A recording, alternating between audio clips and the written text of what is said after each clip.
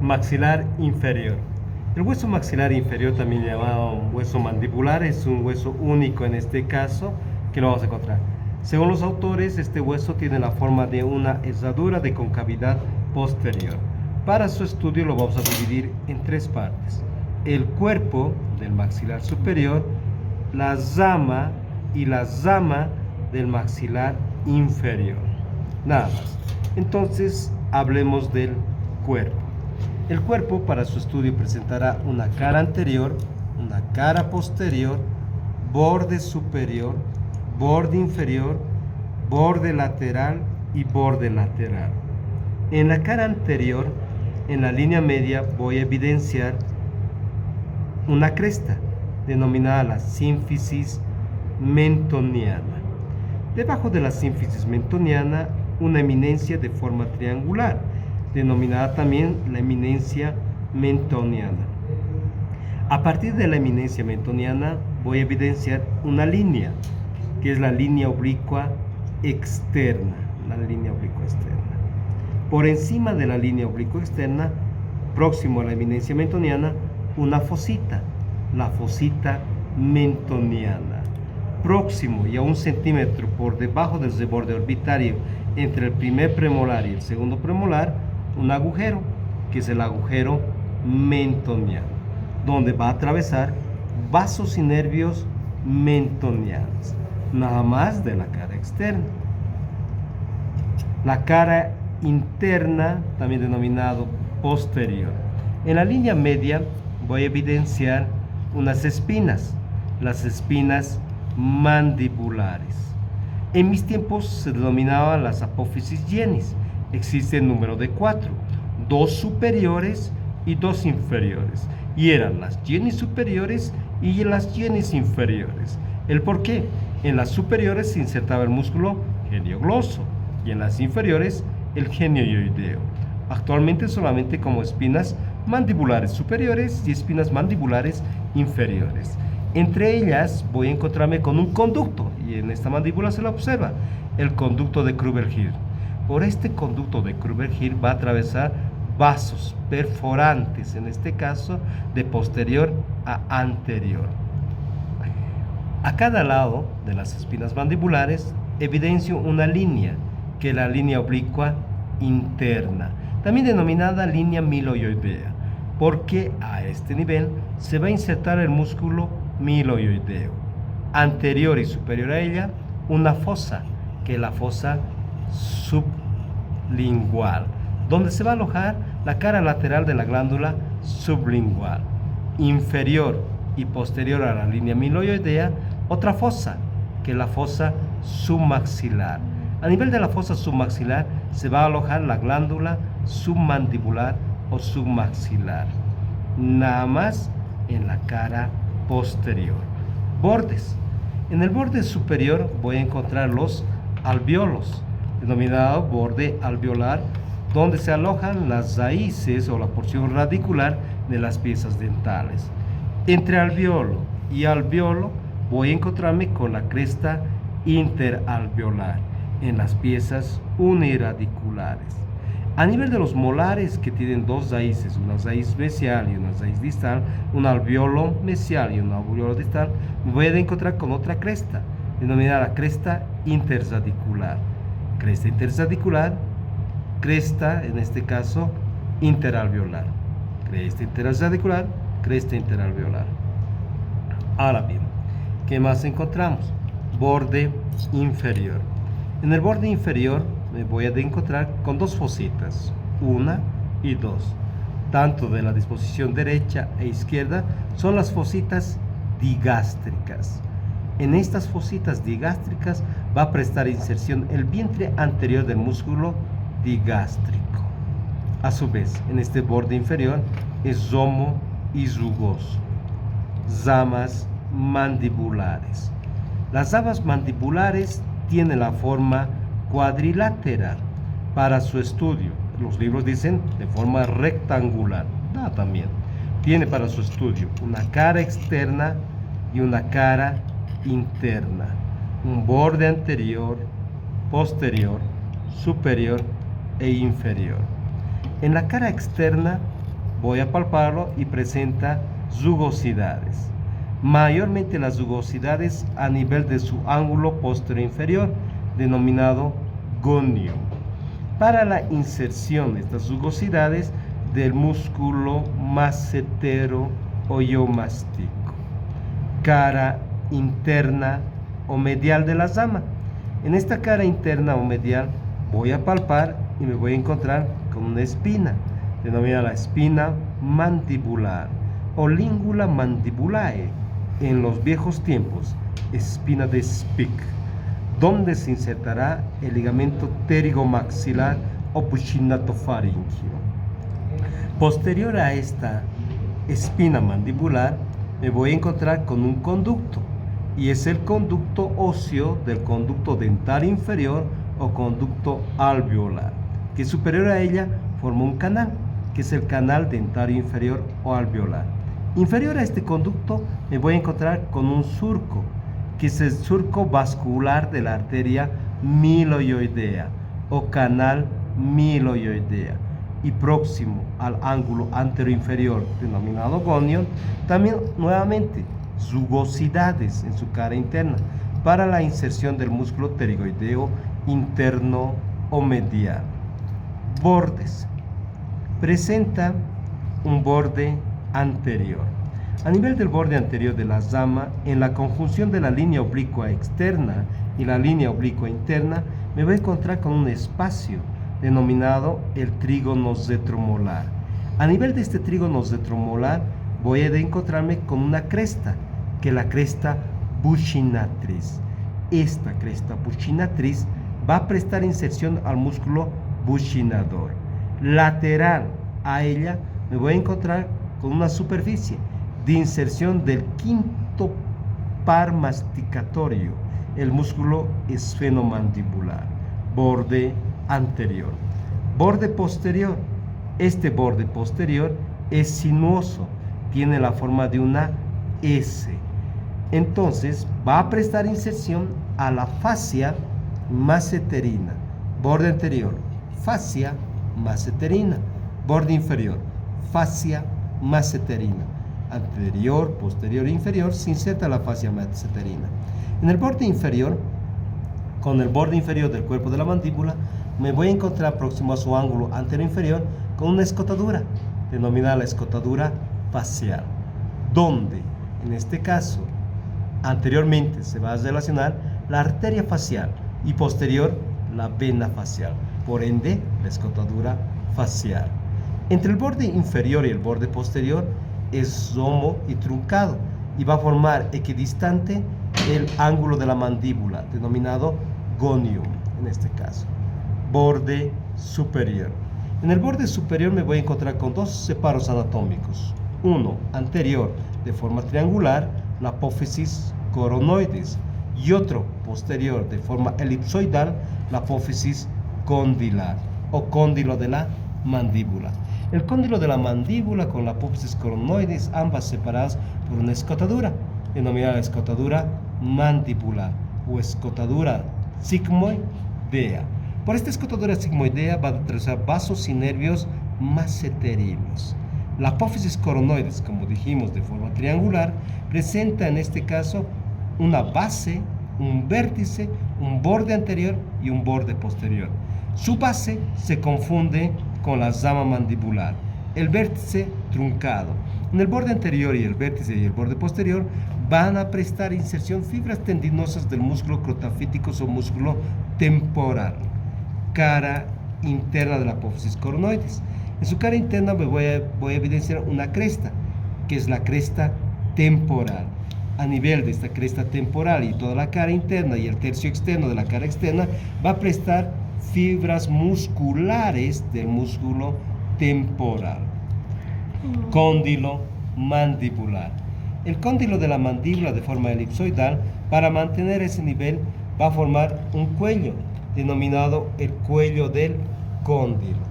A nivel de este cuello del cóndilo, voy a encontrarme con reforzamientos óseos, denominado el pilar anterior del cóndilo, el pilar interno del cóndilo y el pilar posterior del cóndilo. Escúchenme bien esto. Entre el pilar interno, perdón, entre el pilar anterior y el pilar interno voy a encontrarme con una fosita, que es la fosita pterigoidea. A nivel de esta fosita pterigoidea va a prestar inserción el músculo pterigoideo externo o pterigoideo lateral. Ojito con eso, fosita pterigoidea. Algunos autores lo han denominado como fosita digital por presentar la forma de una huella. Nada más. El cóndilo, propiamente dicho, va a presentar dos polos, un polo condilar medial y un polo condilar lateral. Este polo condilar medial es más sobresaliente hacia medial y oblicuamente. Entre los polos condilares, una cresta, denominada la cresta intercondilar o cresta condilar. Esta cresta condilar va a dividir al cóndilo en una porción anterior articular y una porción posterior no articular. La porción posterior no articular tiene la forma triangular y la porción anterior elipsoidal. El hueso mandibular, de acuerdo a su desarrollo de osificación, viene a formar del segundo arco braquial por la formación del cartílago de Meckel. Este cartílago de Meckel es recubierto por tejido fibroso y por varios puntos de osificaciones principales y accesorios. Pero, a su vez, podemos observar que posterior al conducto dentario inferior, en este caso, voy a encontrarme con un pequeño conductillo denominado el conducto de Seses, que nada más era la vascularización del cartílago de Meckel. Y si me encuentro anterior a ella, voy a encontrarme con los vasos del tercer molar, denominados los conductos de Robinson. Cornete nasal inferior, concha nasal inferior, turbina nasal inferior. Cualquiera de sus nombres se refieren a esta estructura. Si observamos, esta es la cara interna. Entonces, vemos que este hueso tiene levemente una cara interna medial convexa y con rugosidades, y una cara externa o lateral que es cóncava. Ambas caras separadas por un borde superior y un borde inferior. El borde inferior es romo y rugoso y no se articula con ninguna estructura. El borde superior va a presentar tres separos anatómicos: la apófisis lagrimal, la apófisis maxilar y la apófisis etmoidal. A su vez, una extremidad posterior está fracturada en este hueso y una extremidad anterior. La apófisis maxilar, de forma triangular, va a cerrar al seno, al orificio del seno maxilar. Por eso se denomina apófisis sinusal o maxilar. La apófisis lagrimal anterior se va a articular con el borde inferior del hueso lagrimal, formando el canal del saco lagrimal. La apófisis etmoidal se va a articular con una prolongación de la apófisis unciforme del etmoides, borde superior. Y su extremidad anterior del borde superior del cornete nasal se va a articular con la cresta nasal o cresta conchal de la cara medial del maxilar superior. Su extremidad posterior se va a articular con la cresta nasal del hueso palatino. La cara medial, la cara lateral, va a formar un espacio, y a ese espacio se denomina meato inferior o meato de la concha inferior o del cornete nasal inferior. Puntos de osificación: este hueso presenta un solo punto de osificación. Maxilar inferior. El hueso maxilar inferior, también llamado hueso mandibular, es un hueso único en este caso, que lo vamos a encontrar Según los autores, este hueso tiene la forma de una herradura de concavidad posterior. Para su estudio lo vamos a dividir en tres partes: el cuerpo del maxilar superior, la rama y la rama del maxilar inferior. Nada más. Entonces, hablemos del cuerpo. El cuerpo para su estudio presentará una cara anterior, una cara posterior, borde superior, borde inferior, borde lateral y borde lateral. En la cara anterior, en la línea media, voy a evidenciar una cresta denominada la sínfisis mentoniana. Debajo de la sínfisis mentoniana, una eminencia de forma triangular, denominada también la eminencia mentoniana. A partir de la eminencia mentoniana voy a evidenciar una línea, que es la línea oblicua externa,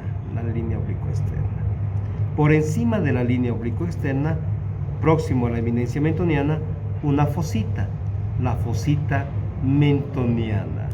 Próximo y a 1 centímetro por debajo del reborde orbitario entre el primer premolar y el segundo premolar, un agujero, que es el agujero mentoniano, donde va a atravesar vasos y nervios mentonianos, nada más de la cara externa.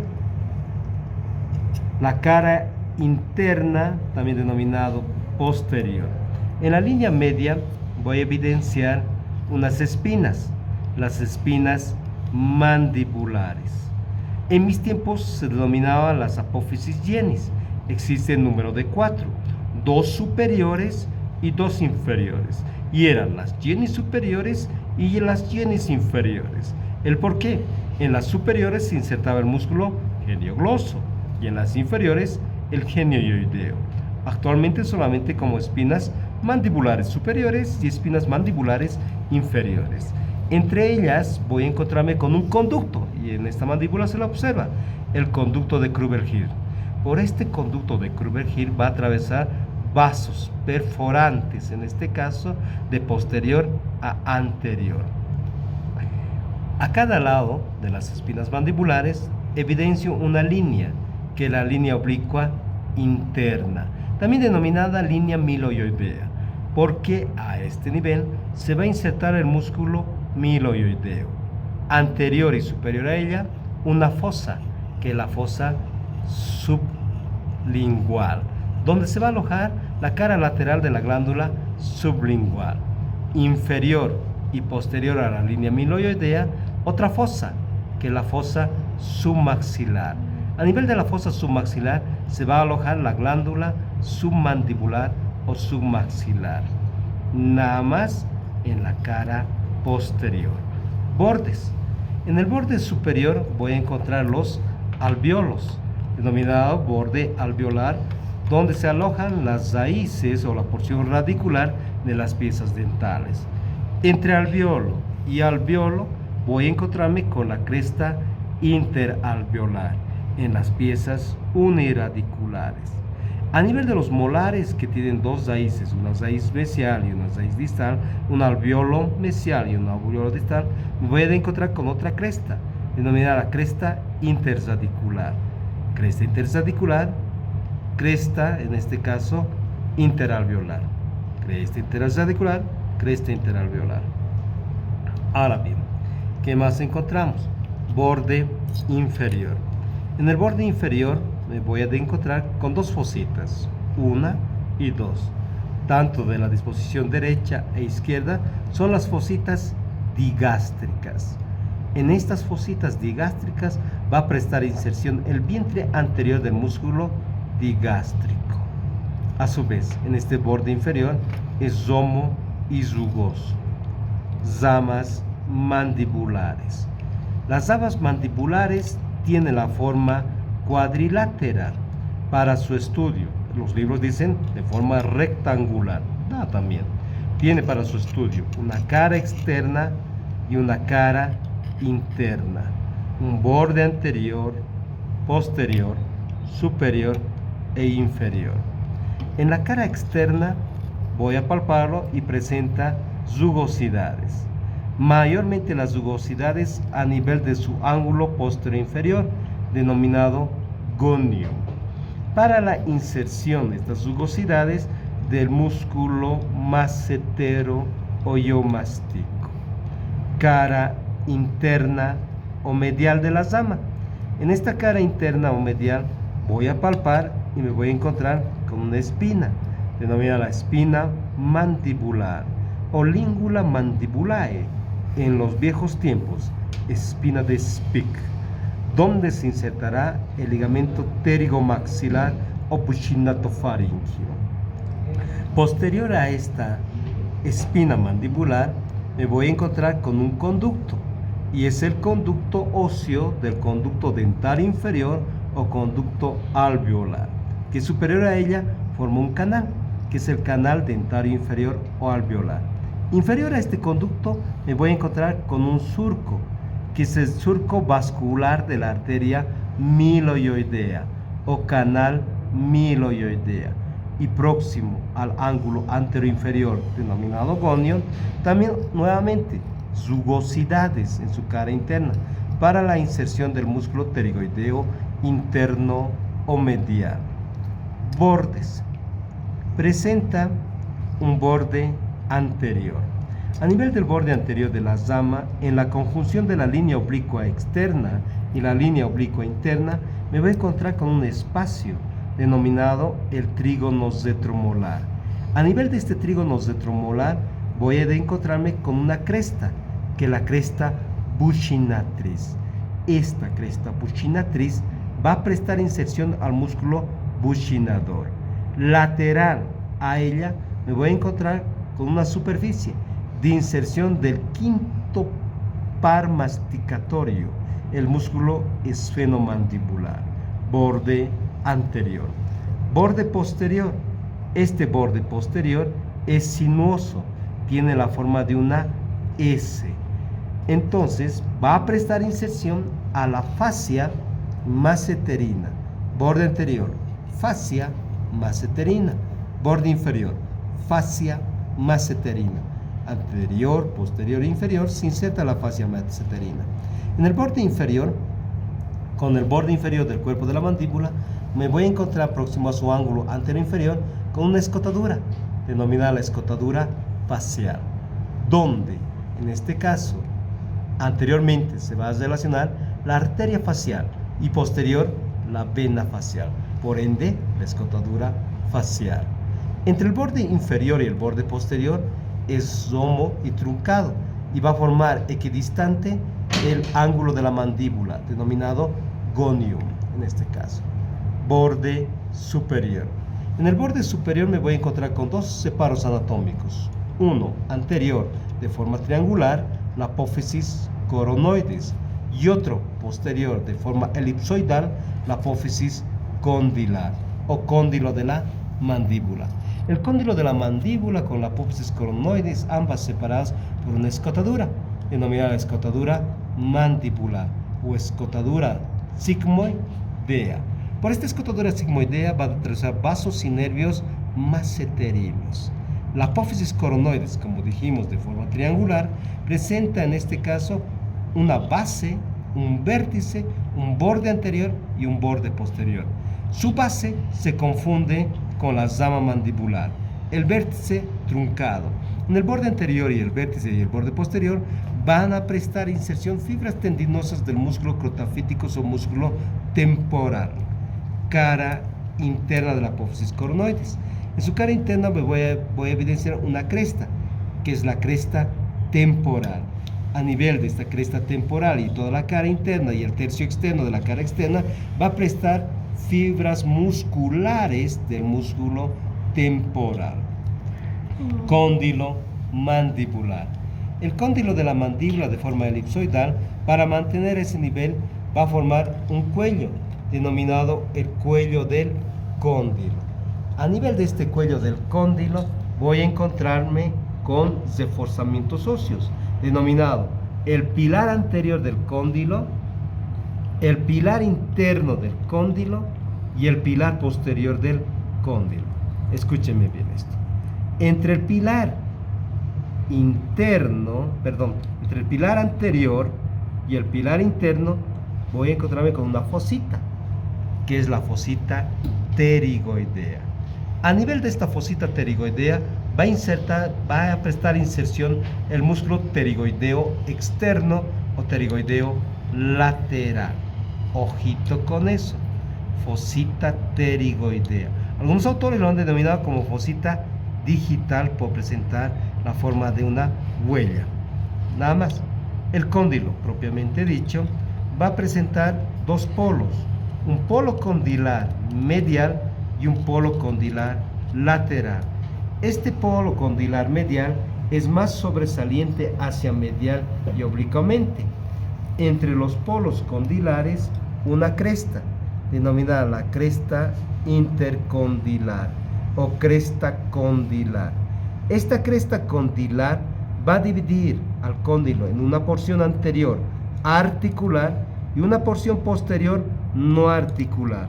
La porción posterior no articular tiene la forma triangular y la porción anterior elipsoidal. El hueso mandibular, de acuerdo a su desarrollo de osificación, viene a formar del segundo arco braquial por la formación del cartílago de Meckel. Este cartílago de Meckel es recubierto por tejido fibroso y por varios puntos de osificaciones principales y accesorios. Pero, a su vez, podemos observar que posterior al conducto dentario inferior, en este caso, voy a encontrarme con un pequeño conductillo denominado el conducto de Seses, que nada más era la vascularización del cartílago de Meckel. Y si me encuentro anterior a ella, voy a encontrarme con los vasos del tercer molar, denominados los conductos de Robinson. Tiene la forma cuadrilátera. Para su estudio presentará 4 bordes: un borde superior, en este caso un borde inferior, un borde anterior y un borde posterior, y 2 caras laterales, una cara lateral derecha y una cara lateral izquierda. El hueso Böhmer forma parte del septum nasal o tabique nasal. En las caras laterales voy a encontrarme un surco, el surco del del canal esfenopalatino. Nada más. Ahora a ver, estas caras laterales pueden ser levemente sinuosas. Borde superior. En el borde superior presenta las alas böhmerianas, separadas por un surco, denominados surcos del ala böhmeriana. Estas alas del borde superior se van a articular con la cresta esfenoidal inferior y van a formar a ese nivel un conducto, que es el conducto esfeno-böhmeriano medial. Sus bordes laterales del ala van a formar böhmerianos vaginales laterales. ¿Listo? Borde inferior. El borde inferior se va a articular con la arista nasal. Esa arista nasal formada por el maxilar superior y los huesos palatinos. Borde inferior. Borde anterior. El borde anterior se va a articular con el borde posterior inferior a la lámina perpendicular o pentagonal del etmoides. Borde posterior. Este borde posterior levemente es liso y cóncavo y no se articula con nadie y forma la transcavidad de las fosas nasales o coanas. Puntos de osificación. El hueso Böhmer presenta 2 puntos de osificación laterales, derecha e izquierda, que se